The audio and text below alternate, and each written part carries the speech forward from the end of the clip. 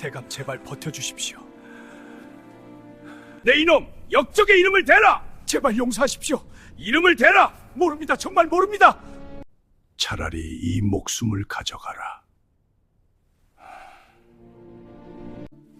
전하, 충신들이 옥사에 갇혀 싸웁니다. 무슨 일이냐? 내가 왕이면서 아무것도 못하는구나. 오늘 밤 반드시 구해내야 합니다. 대감이 돌아가셨습니다. 이 원수 반드시 갚겠습니다.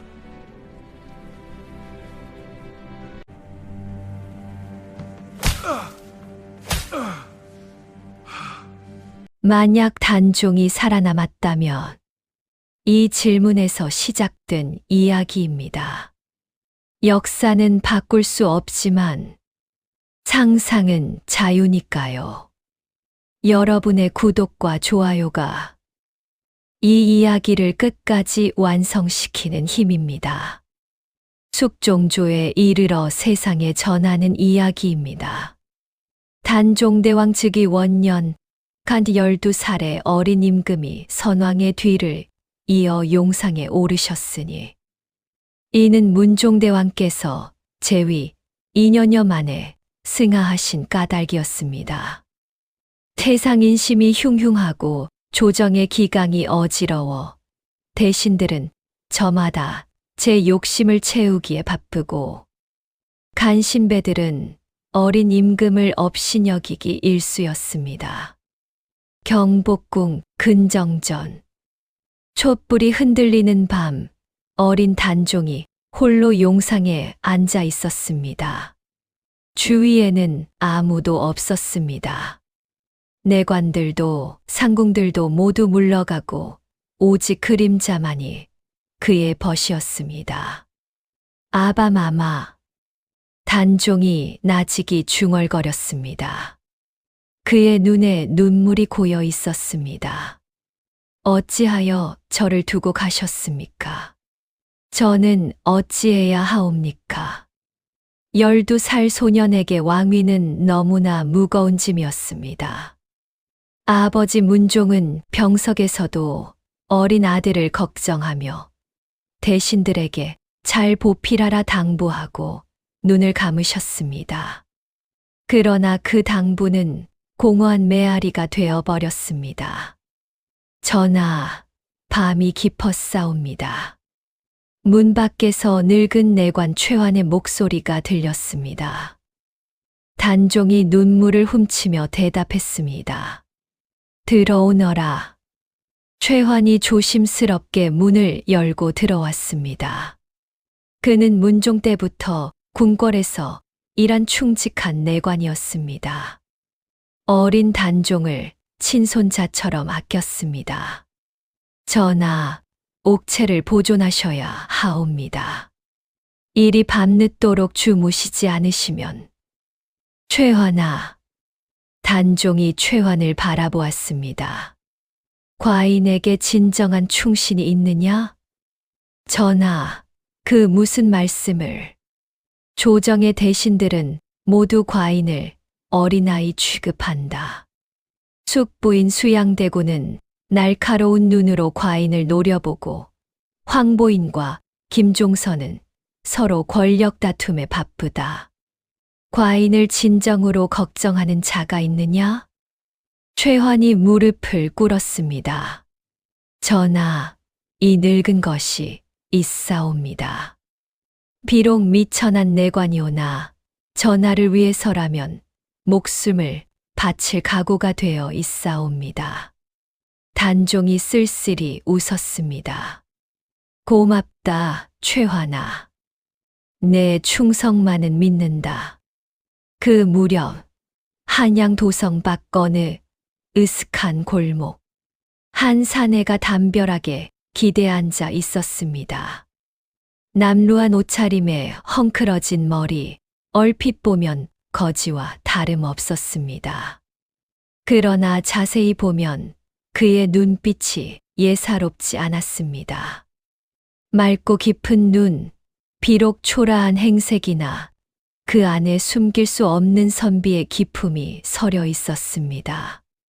그의 이름은 박문경. 나이 32, 한때는 촉망받는 젊은 선비였습니다. 허허.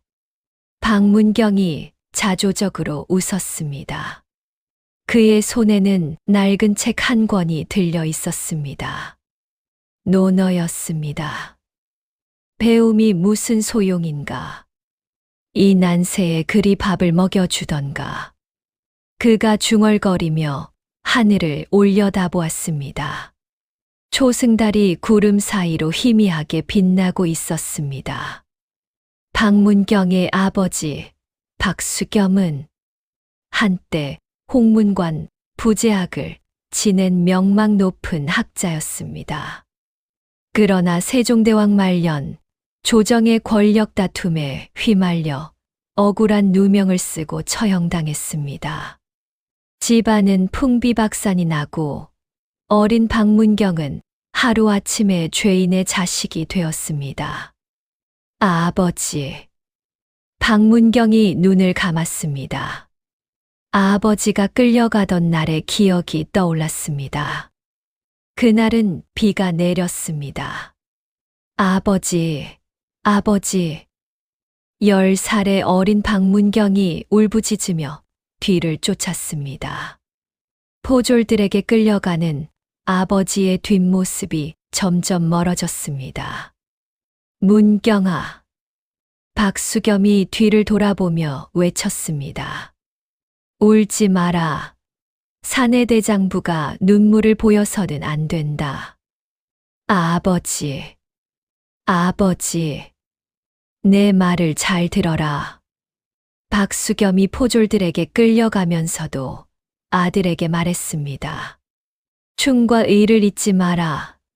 비록 이 아비가 억울하게 죽더라도 너는 바르게 살아야 한다. 언젠가. 반드시 진정한 임금을 만나거라. 그분을 도와 이 나라를 바로잡아라. 아버지, 아버지. 그것이 아버지와 나눈 마지막 대화였습니다. 언젠가 진정한 임금을 만나거라.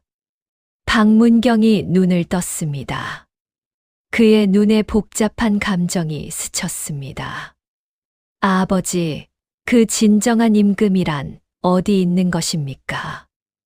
이 썩어 빠진 세상에. 그가 일어나 골목을 걸었습니다. 허기진 배를 움켜쥐며 걸음을 옮겼습니다. 바로 그때였습니다.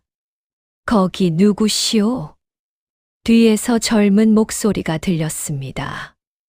박문경이 몸을 돌렸습니다. 한 소년이 서 있었습니다. 허름한 옷차림에 삿갓을 쓰고 있었으나 그 자태가 예사롭지 않았습니다. 12살쯤 되어 보이는 소년이었습니다. 누구인가? 박문경이 경계하며 물었습니다. 저는 그저 지나가는 사람입니다. 소년이 대답했습니다. 그 목소리가 어딘가 기품이 있었습니다. 이 밤중에 이런 곳을 지나가다니 위험하지 않소. 어린 몸으로 걱정해 주셔서 감사합니다. 그런데 소년이 박문경을 유심히 바라보았습니다.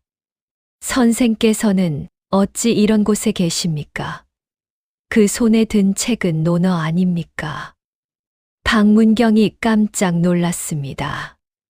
어둠 속에서도 책을 알아보다니. 내가 그를 아느냐? 조금 배웠습니다. 소년이 겸손히 대답했습니다. 그러나 그의 눈빛은 겸손하지 않았습니다. 총명하고 깊은 눈이었습니다. 박문경은 자신도 모르게 소년에게 이끌렸습니다.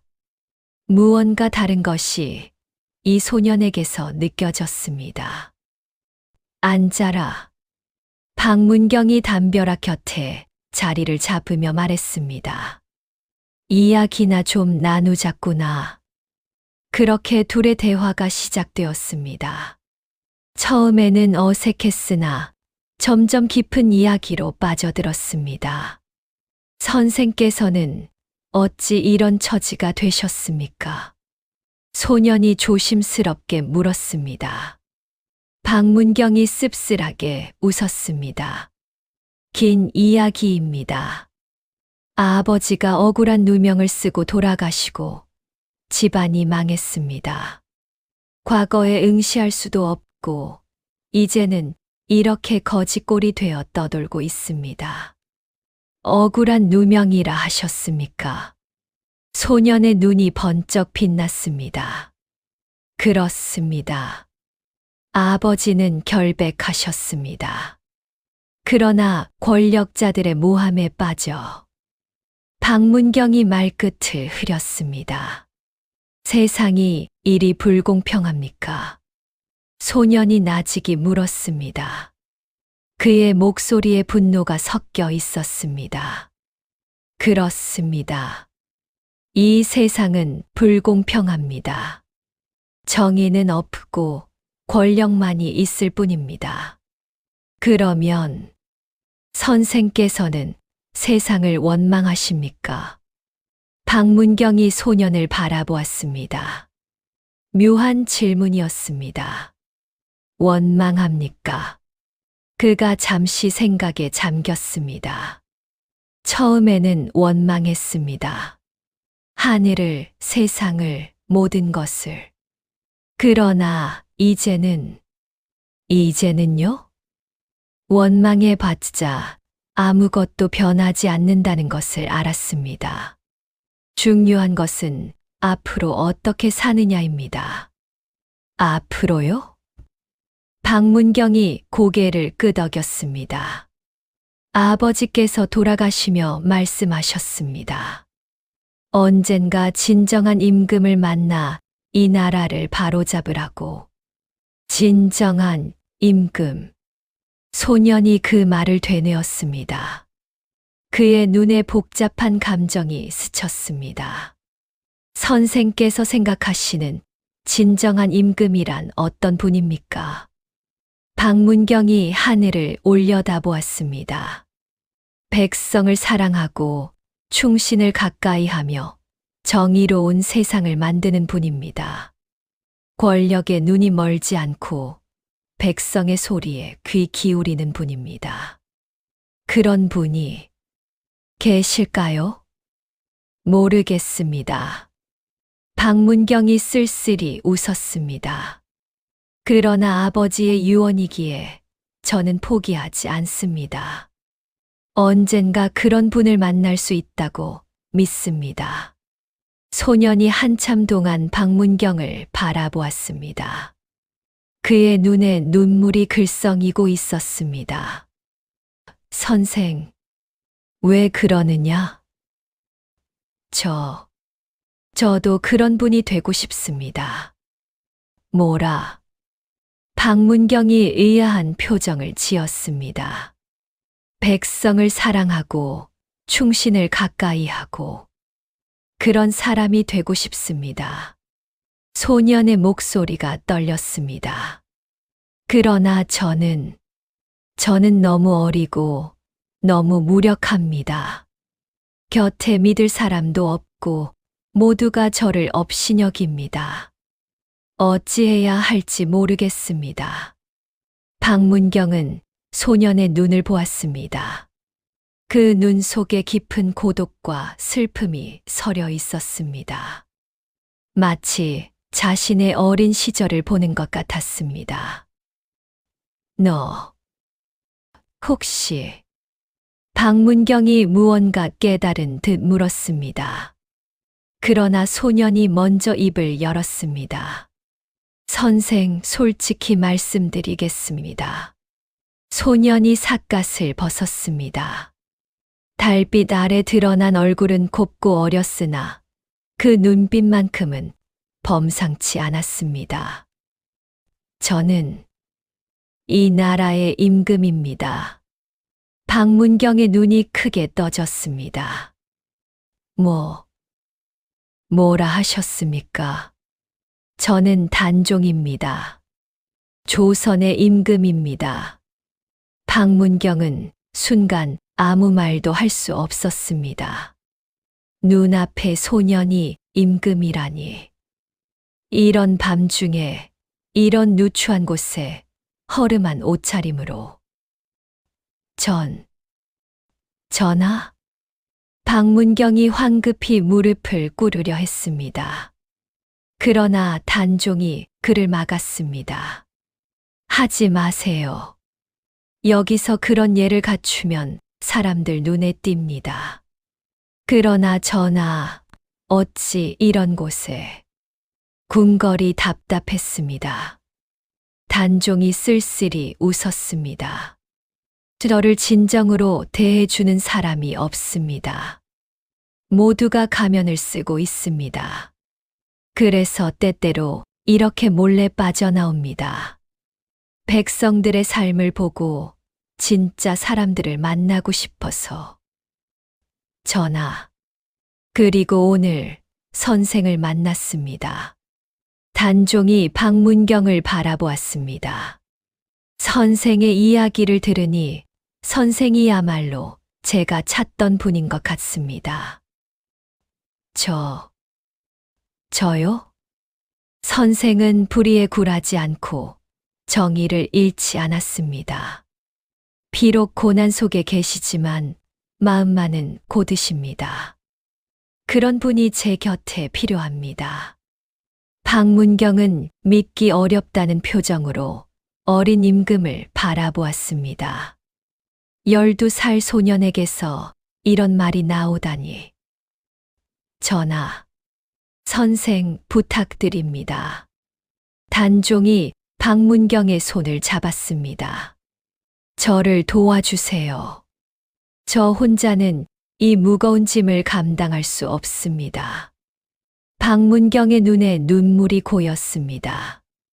아버지의 유언이 떠올랐습니다.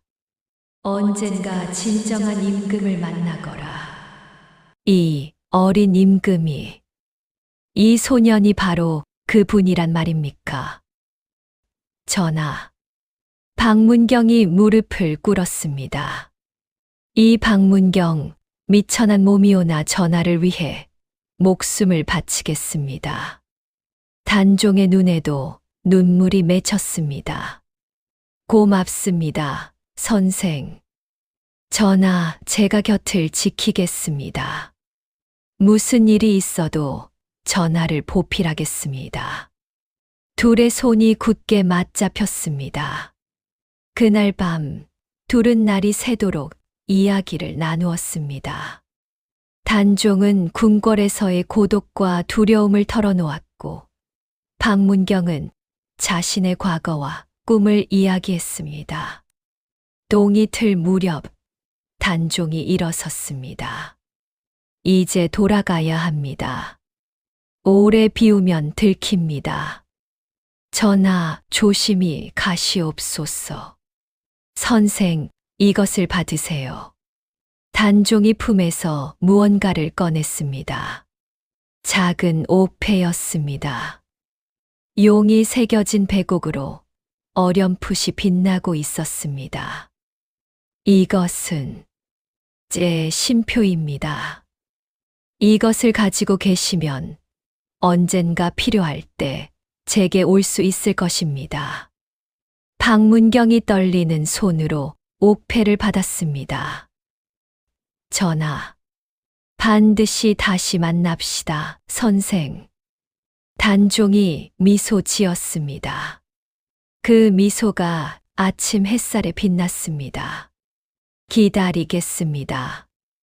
어린 임금이 몸을 돌려 떠났습니다. 박문경은 그 뒷모습을 한참 동안 바라보았습니다. 전하, 그가 옥패를 가슴에 품으며 중얼거렸습니다. 반드시 지켜드리겠습니다. 목숨을 바쳐서라도. 아침 해가 떠오르고 있었습니다. 새로운 하루가, 새로운 운명이 시작되고 있었습니다. 그러나 그 운명이 얼마나 험난할지 그때는 아무도 알지 못했습니다. 궁궐에서는 수양대군이 야심을 키우고 있었고 조정에서는 권력 다툼이 격화되고 있었습니다. 어린 임금을 둘러싼 음모가 점점 조여오고 있었습니다. 폭풍 전야의 고요함.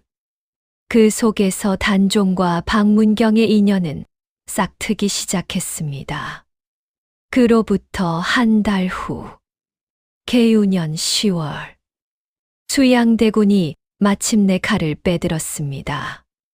역사의 계유정난이라 기록될 피의 밤이 시작된 것입니다.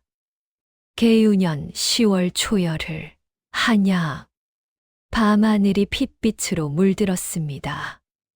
아니, 그것은 하늘이 아니라 경복궁 곳곳에서 피어오르는 횃불의 빛이었습니다.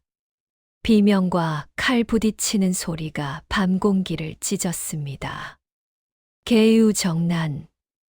수양대군이 마침내 칼을 빼든 것입니다. 역적을 토벌하라. 수양대군의 고함이 울려 퍼졌습니다. 갑옷을 입은 그의 뒤로 수백의 군사가 따랐습니다. 황보인과 김종서를 잡아라. 저들이 역적이다. 그러나 모두가 알고 있었습니다. 진짜 역적이 누구인지를. 영의정 황보인의 저택. 대감, 피하셔야 합니다. 가신이 황급히 외쳤습니다. 그러나 황보인은 움직이지 않았습니다. 피해서 어디로 간단 말이냐. 백발의 노대신이 담담하게 말했습니다. 수양대군의 칼을 피할 곳은 이 조선 천지에 없다. 대감, 내 평생 임금을 섬기며 부끄럽지 않게 살았다. 죽음이 두렵지 않다. 다만 황보인의 눈에 근심이 서렸습니다. 어린 전하가 걱정이로다. 저 흉악한 자의 손에 넘어가시면. 쾅. 문이 박살나며 열렸습니다. 무장한 군사들이 쏟아져 들어왔습니다. 황보인, 역적 황보인은 어디 있느냐? 여기 있다. 황보인이 자리에서 일어났습니다. 어린 것들, 칼을 거두어라. 순순히 따라가겠다. 그날 밤 황보인은 끌려가 참수당했습니다.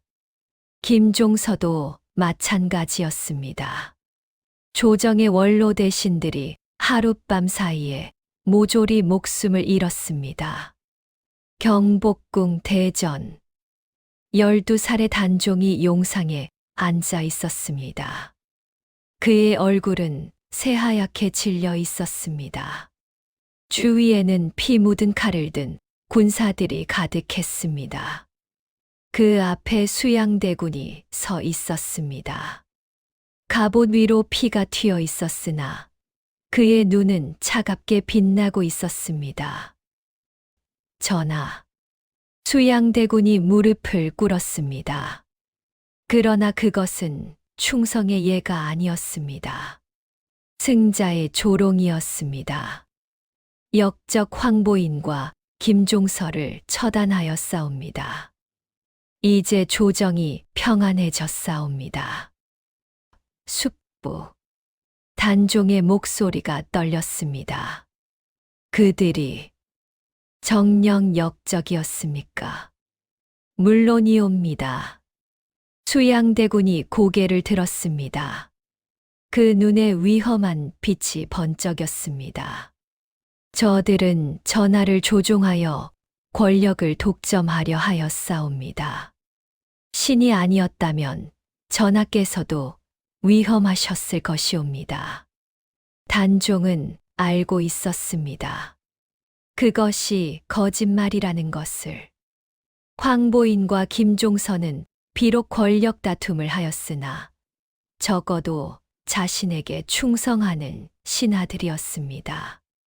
진짜 야심을 품은 자는 바로 눈앞에 무릎 꿇고 있었습니다.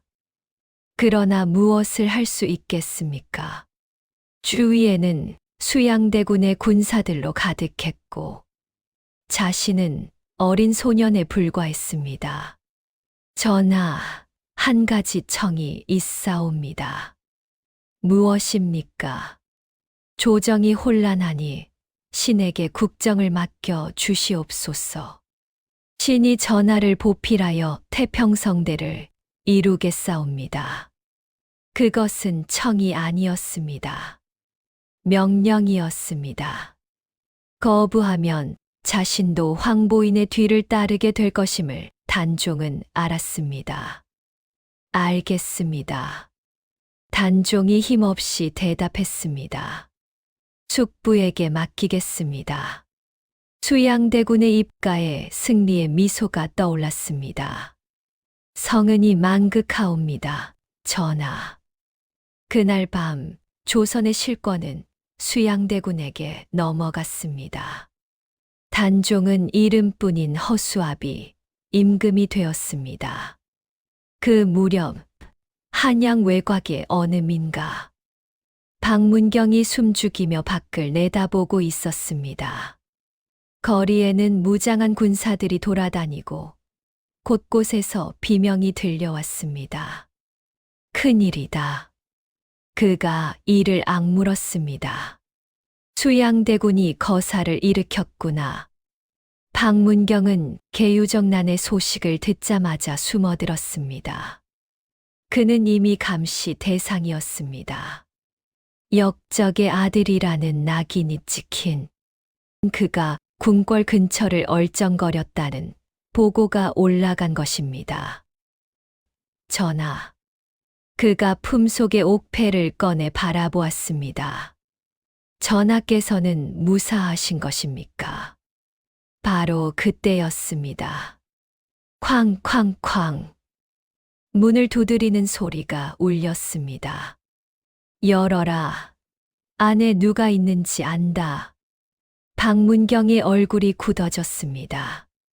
발각된 것입니다. 젠장. 그가 뒷문으로 달려갔습니다. 그러나 뒷문을 열자마자 검은 옷을 입은 사내들이 앞을 막았습니다. 잡아라. 박문경이 저항했으나 상대는 훈련된 자객들이었습니다. 순식간에 제압당한 그는 포박되어 끌려갔습니다. 의금부 옥사. 박문경이 차가운 바닥에서 눈을 떴습니다. 온몸이 쑤시고 아팠습니다. 어둠 속에서 쇠창살이 어렴풋이 보였습니다. 여기가 어디지? 정신이 드시오? 옆에서 목소리가 들렸습니다. 박문경이 고개를 돌렸습니다. 희미한 달빛 아래 한 노인이 앉아 있었습니다. 백발의 수염이 덥수룩하고 얼굴에는 고문의 흔적이 역력했습니다. 당신은? 나는 유치명이라 하오. 당신은? 박문경이라 합니다. 박문경. 혹시 박수겸의 아들이요? 박문경이 눈을 크게 떴습니다. 아버지를 아십니까? 알다 마다요. 박대감과는 동문수악한 사이였소. 유치명이 쓸쓸히 웃었습니다. 나도 그대 아버지처럼 모함을 받아 이곳에 끌려왔소. 전직 사헌부 장령이었으나 이제는 역적의 누명을 쓴 신세가 되었구려. 누명이라 하셨습니까? 그러하오. 수양대군이 정적을 제거하기 위해 온갖 누명을 씌우고 있소. 나뿐 아니라 많은 이들이 이곳에서 죽어가고 있소. 박문경이 이를 악물었습니다. 수양대군 그자가 목소리를 낮추시오. 유치명이 주위를 살피며 말했습니다. 여기는 벽에도 귀가 있소. 박문경이 고개를 끄덕이며 목소리를 낮추었습니다. 전하께서는 어떻게 되셨습니까? 단종 전하 말이오? 유치명의 눈에 슬픔이 서렸습니다. 명목상으로는 여전히 왕위에 계시나 실권은 모두 수양대군에게 넘어갔소. 허수아비 임금이 되신 것이오. 전하, 박문경의 가슴이 찢어지는 듯 아팠습니다. 그 어린 소년이 얼마나 고통스러울지 상상이 되었습니다. 내가 곁에서 지켜드렸어야 했는데. 그대가 전하를 안다는 말이오? 유치명이 놀란 눈으로 물었습니다. 박문경이 잠시 망설이다 고개를 끄덕였습니다. 예. 한 달 전에 만났습니다. 전하께서 몰래 궁을 나오셨다가 그가 옥패를 떠올렸습니다.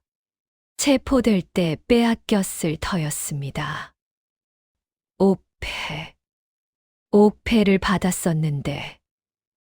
옥패. 유치명의 눈이 번쩍 빛났습니다.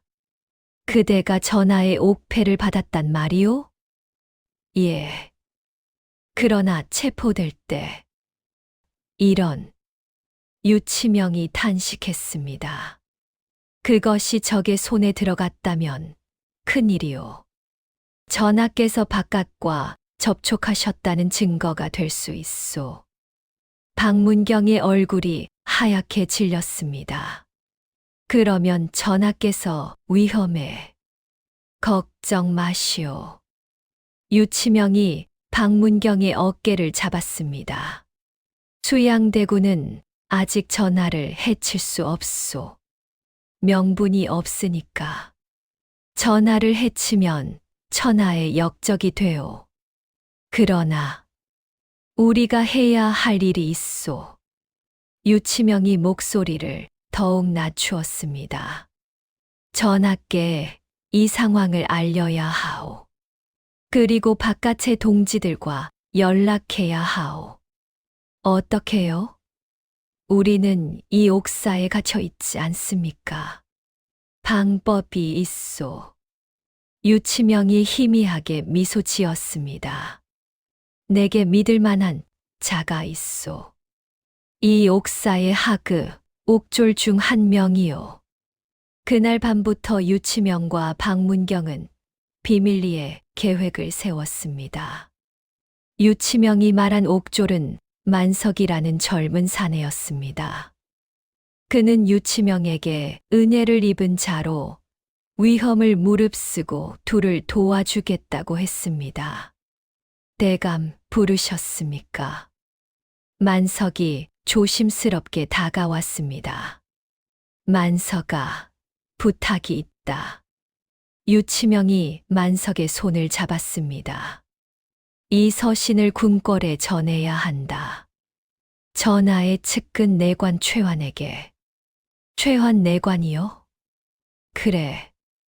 그가 전하께 전해줄 것이다. 만석이 잠시 망설였습니다. 그것은 목숨을 건 일이었습니다. 발각되면 삼족이 멸하는 대역죄였습니다. 그러나 만석은 고개를 끄덕였습니다. 하겠습니다. 내감께서 저희 가족을 살려주신 은혜를 아직 갚지 못했습니다. 고맙다, 만석아. 유치명이 눈물을 글썽이며 말했습니다. 그리고 그가 박문경을 바라보았습니다. 이 사람도 함께 빼내야 한다. 예. 만석이 눈을 크게 떴습니다. 탈옥을 시키라는 말씀이십니까? 그래. 이 사람이 전하께 필요한 사람이다. 반드시 살려야 한다. 박문경이 급히 말했습니다. 아닙니다. 유대가 저까지 빼내려 하시면 위험이 너무 큽니다. 저는 괜찮으니 괜찮지 않소. 유치명이 단호하게 말했습니다. 그대가 말한 대로 전하의 옥패를 받은 자라면 전하께서 신뢰하시는 사람이요. 그런 사람이 이곳에서 죽어서는 안 돼요. 그러나 내 말을 들으시오. 유치명이 박문경의 눈을 똑바로 바라보았습니다. 나는 늙었소. 이미 고문으로 몸이 부서졌소. 얼마 살지 못할 것이오. 그러나 그대는 어리오. 전하를 도울 수 있소. 유대감, 제발 부탁이오. 전하를 지켜주시오. 나 대신. 유치명의 눈에서 눈물이 흘러내렸습니다. 이 나라를 바로잡아 주시오. 박문경도 눈물을 흘렸습니다. 처음 만난 사이였으나 이 노인의 충정이 가슴을 울렸습니다. 알겠습니다. 박문경이 유치명의 손을 잡았습니다. 반드시 전하를 지키겠습니다. 며칠 후 밤, 만석이 은밀히 움직였습니다. 유치명이 피로 쓴 밀서를 품에 품고 담장을 넘어 궁궐로 향했습니다. 밀서의 내용은 이러했습니다. 전하, 이 늙은 신하 유치명이 옥중에서 아뢰입니다. 수양대군의 야심이 하늘을 찌르니 전하께서는 몸을 조심하시옵소서. 옥중에 박문경이라는 자가 있사온데 이 사람은 전하를 위해 목숨을 바칠 충신이오니 부디 구해 주시옵소서. 이 늙은 것은 오래 살지 못하겠으나 전하의 만수무강을 빕니다. 불충한 신하 유치명 올림. 만석은 온갖 위험을 무릅쓰고 궁궐에 잠입했습니다. 그리고 최환내관을 찾아 밀서를 전했습니다. 이것을 전하께 알겠다. 내 충성을 잊지 않겠다. 최환이 밀서를 받아들었습니다. 그날 밤 단종의 처소. 단종이 밀서를 읽고 있었습니다. 그의 손이 떨리고 있었습니다. 유치명 대감, 그리고 박 선생. 그가 밀서를 가슴에 품었습니다. 아직 과인을 위하는 사람들이 있구나. 눈물이 흘러내렸습니다. 고립무원의 상황에서 한 줄기 빛이 비친 것 같았습니다. 최환아, 예, 전하. 그 박문경이라는 사람을 구해야 한다. 전하, 그것은 너무 위험합니다. 수양대군의 감시가 알고 있다. 단종이 눈을 들었습니다. 12살 소년의 눈에 굳은 결의가 서려 있었습니다. 그러나 과인을 위해 목숨을 걸어준 사람들이다. 과인이 외면하면 과인은 왕이 아니다. 전하, 최환이 깊이 절했습니다. 명을 받들겠사옵니다.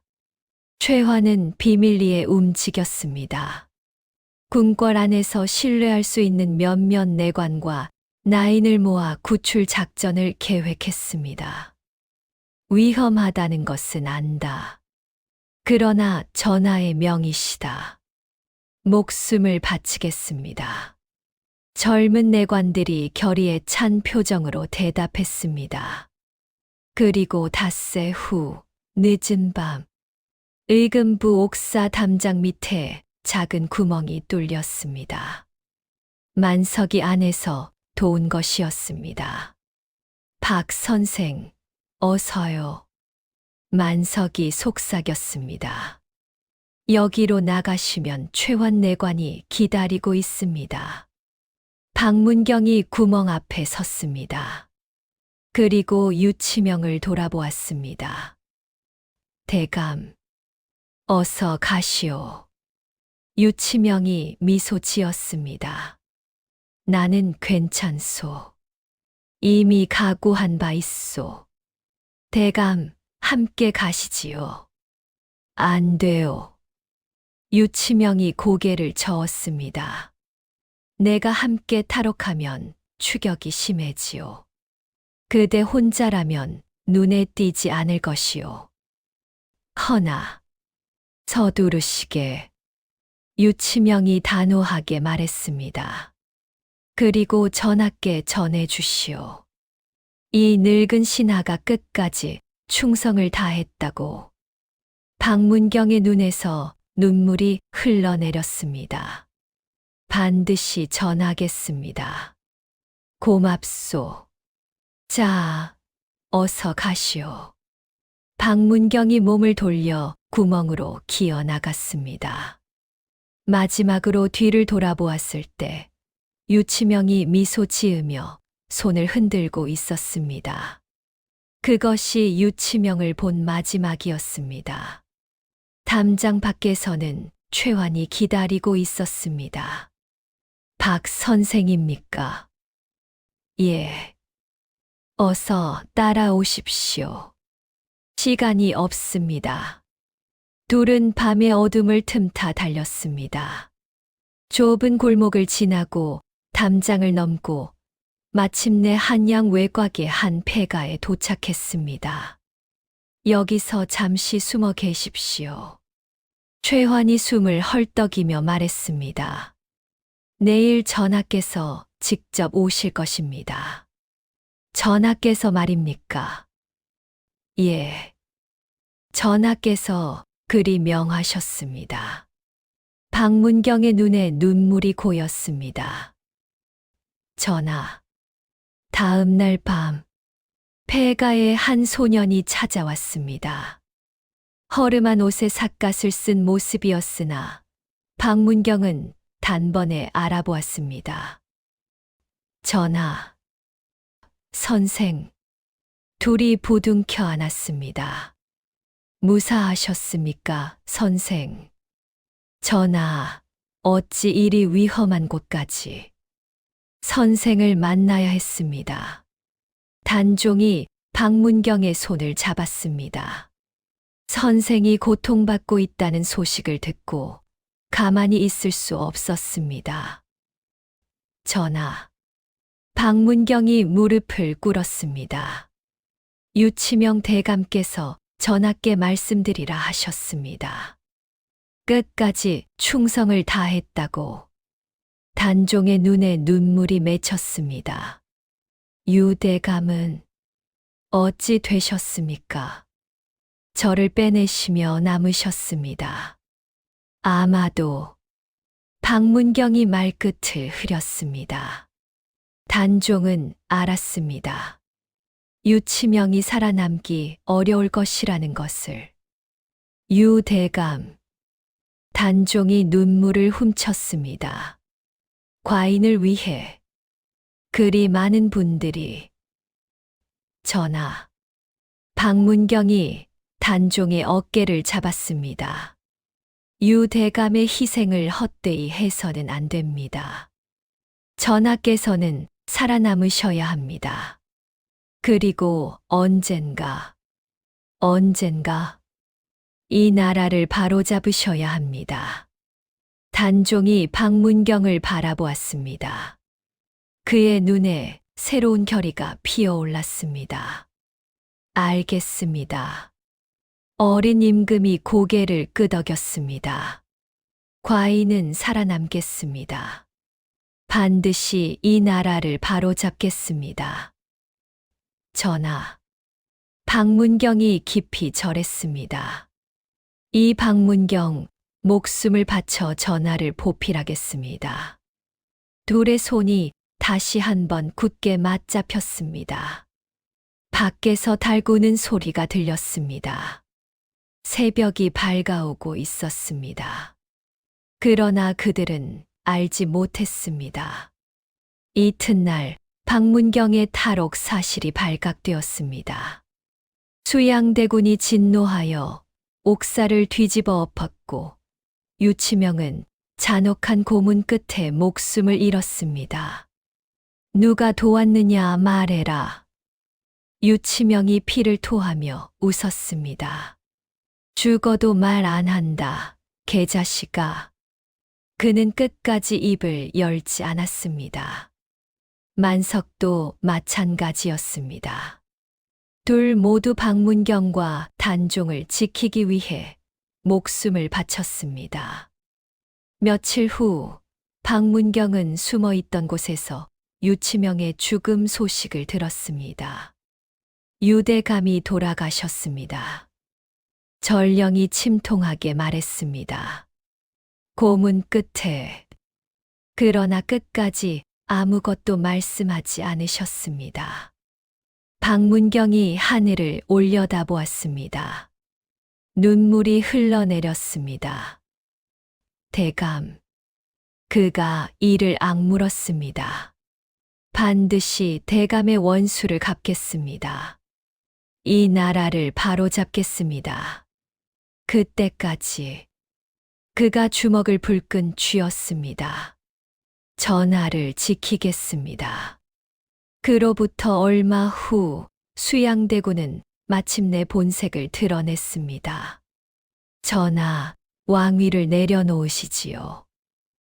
숙부. 전하께서는 너무 어리시어 국정을 감당하지 못하시옵니다. 신에게 왕위를 물려주시면 신이 이 나라를 태평하게 다스리겠나이다. 그것은 청이 아니라 협박이었습니다. 거부하면 죽음이었습니다. 단종은 선택의 여지가 없었습니다. 알겠습니다. 숙부에게 왕위를 물려주겠습니다. 눈물을 삼키며 내린 결정이었습니다. 수양대군이 왕위에 올랐습니다. 세조라는 묘호를 받은 그는 조카를 상왕이라 칭하며 궁궐 한 구석에 유폐했습니다. 그러나 그것으로 끝이 아니었습니다. 세조는 단종의 목숨까지 노리고 있었습니다. 살아있는 한 위협이 되기 때문이었습니다. 폭풍의 서막이 열리고 있었습니다. 세조의 폭정이 시작됩니다. 사육신이 단종 보기를 꾀하나 실패하고 피바람이 몰아칩니다. 단종은 영월로 유배되고 박문경은 복수를 다짐합니다. 모든 것을 잃은 그들에게 남은 것은 무엇입니까? 제1화는 여기까지입니다. 제2화 피바람 속의 맹세에서 계속됩니다. 시청해 주셔서 감사합니다.